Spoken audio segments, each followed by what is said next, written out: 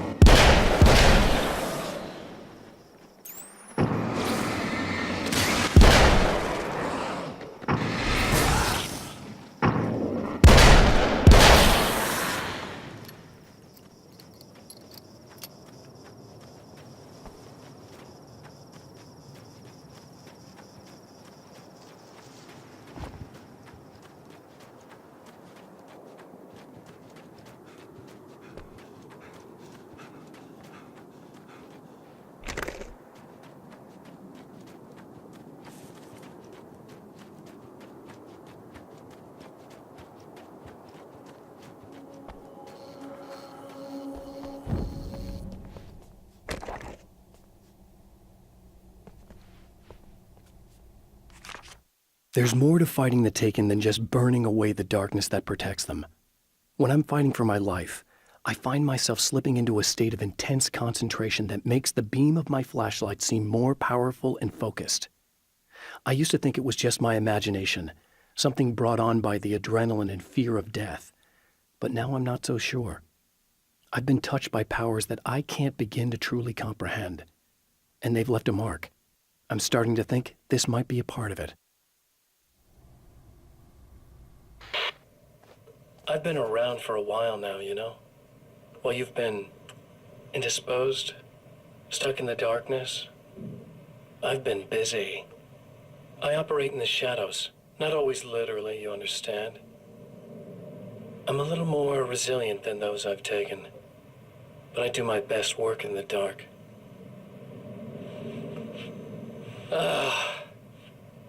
And there's so much darkness out there.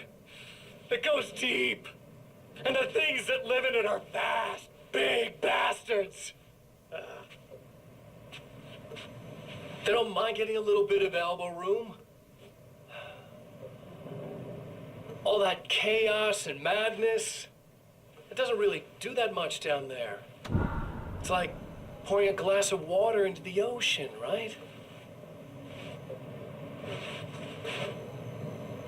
But up here, yeah, you can really make an impact. All they need is someone to bring them all the way through. But first, I had to take care of you. You party pooper. You're stuck in an eternal cycle now. The sun's never coming up for you. Everything else? Do my thing, getting a bit of quality time with Alice. That's a little something for me. And I deserve it.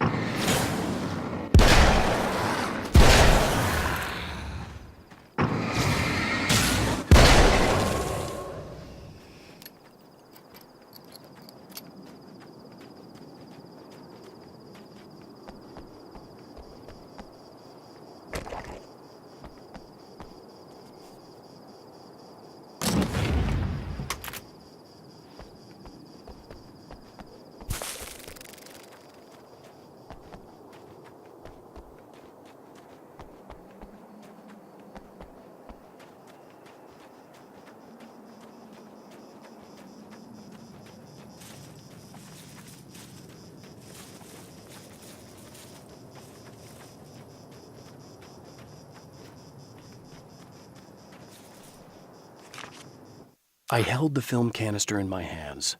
I saw her name written across it in big letters, followed by the title. It was a time capsule, moments snatched from times gone by, from a past that I hoped could also be our future. It was my salvation, our chance to be together. A tin can with a bit of magic in it that she didn't even know about. Something I could put to good use. There were only moments left before I had to face him.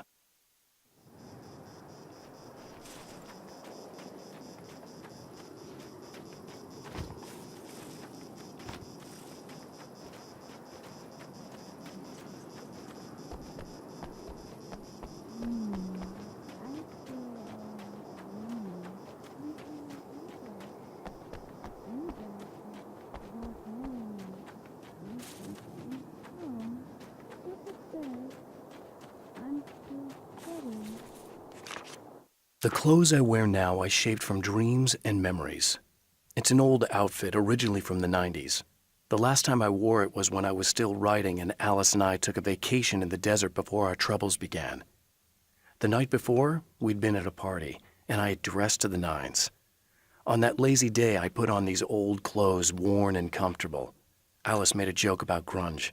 I felt a little embarrassed, but I stuck with them. We were very happy. I'm sheathed in good memories to remind myself of what is at stake.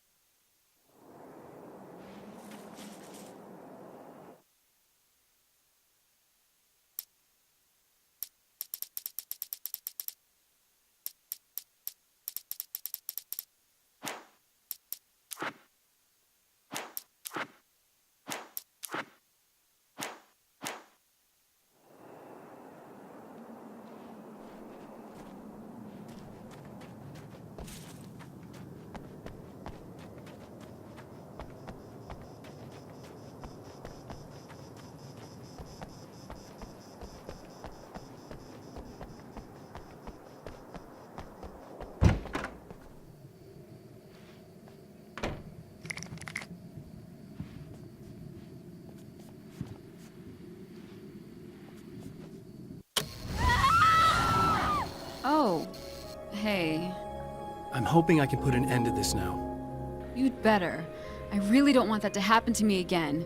It's like somebody vomited in my brain, like a sleazy movie that keeps looping in my head.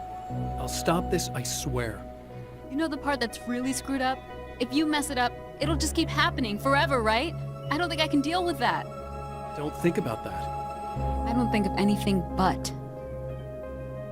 Hey, afterwards, when all this is done, look me up.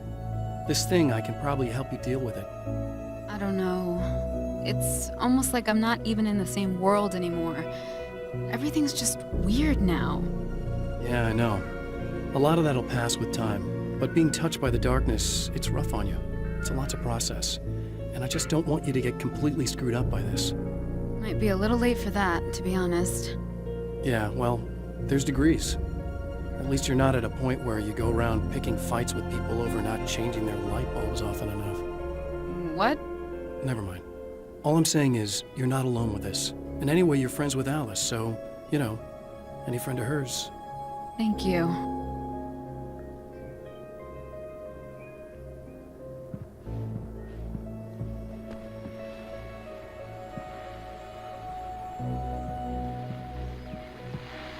Hello, folks, and welcome to the third part of our pre-recorded interview with Serena Valdivia and renowned photographer Alice Wink. So, tell me about the film. It's called Sunrise, and it really wasn't something I ever thought of as an actual film. It was just footage, things I saw and happened to shoot. It's not a medium I'm very much at home with. You shouldn't put yourself down. You've got a great eye. Maybe, but experience is another thing. Because you're primarily a still photographer. Yes, exactly. So I'm really used to thinking of the world in terms of snapshots.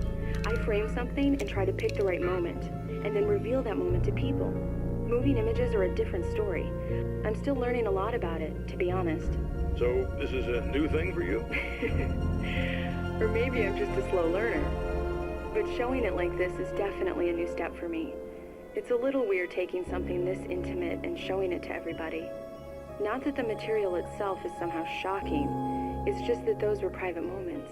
But that's why it works, because it feels genuine. It's not so much a story as it is a sort of an echo. showing us how you saw your husband at the time.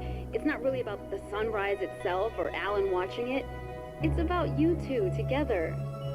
I suppose. It's funny, looking at it now, especially now that it's been edited like that. It takes on a life of its own, almost. It's a kind of a fantasy. Well, there's nothing wrong with that. No, you're right. I'm glad you talked me into it.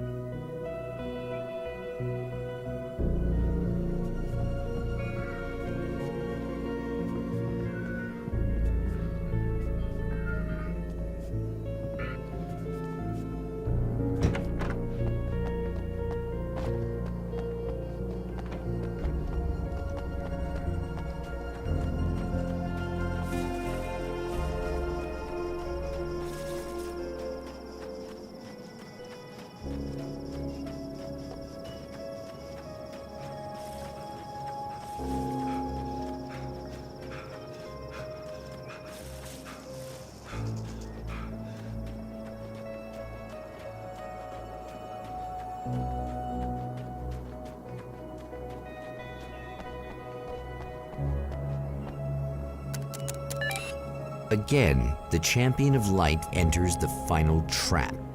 The new reality is almost here. All he needs to do is change the details of the scene, push it past the breaking point, and the rest will snap into place.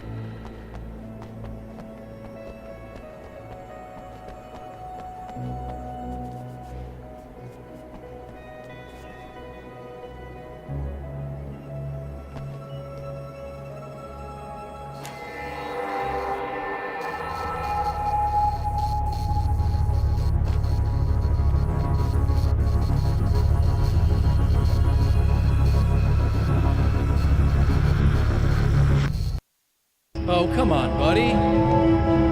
Why don't you... What? What is this? No!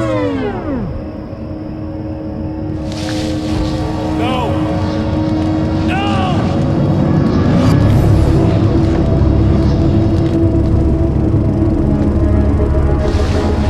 You can't do this! All I did was take the things you always wanted and never had the balls to go for. It's my turn now! It's my life! It's my life!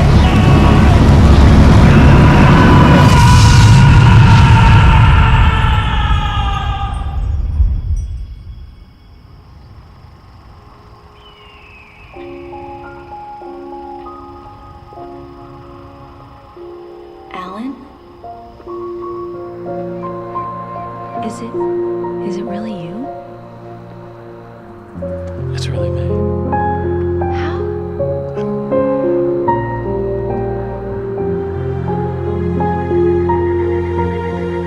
love you. I love you.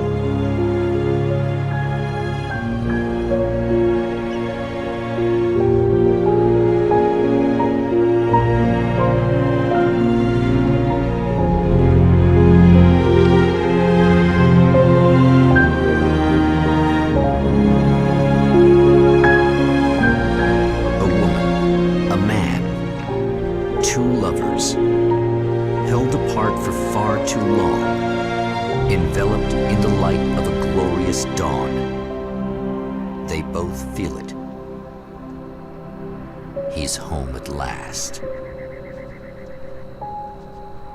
Are these actual events, or merely a dream? A memory, or a glimpse of what is to come? One thing is certain. This scene takes place in another time and another place, far, far away. from Night Springs.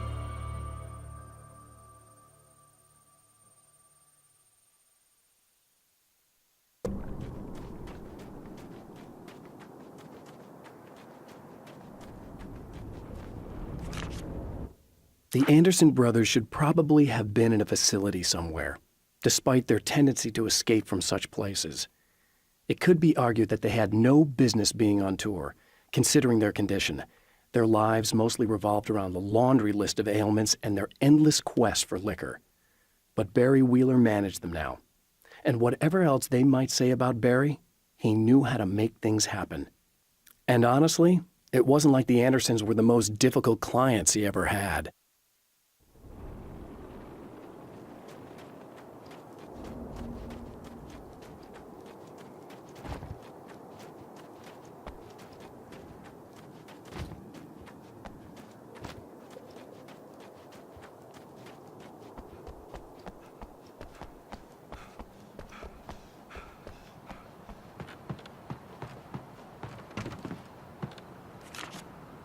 With all the herbs, crystals, and the rest of her New Age paraphernalia, Emma Sloan had been called a hippie and a freak and worse. It was that small-town mentality. She was a female mechanic, and even in 2011 there were always going to be backward shit-kickers who thought that was a hoot. She didn't mind. She could deal. She could take any engine apart, even the new ones with all the computers in them. Turned out that these boys were awful polite while waiting for her to put them back together.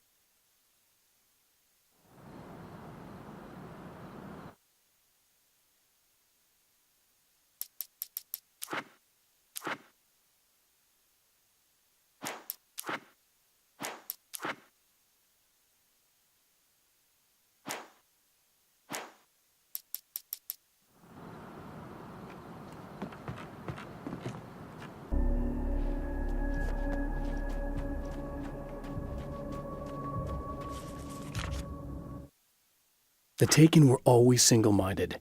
They had a certain animal cunning, but they weren't very intelligent. That's one reason why they prefer melee weapons. Actual firearms are too complex for them to use. That's why seeing the one who threw grenades at me surprised me. But of course, they aren't actually grenades.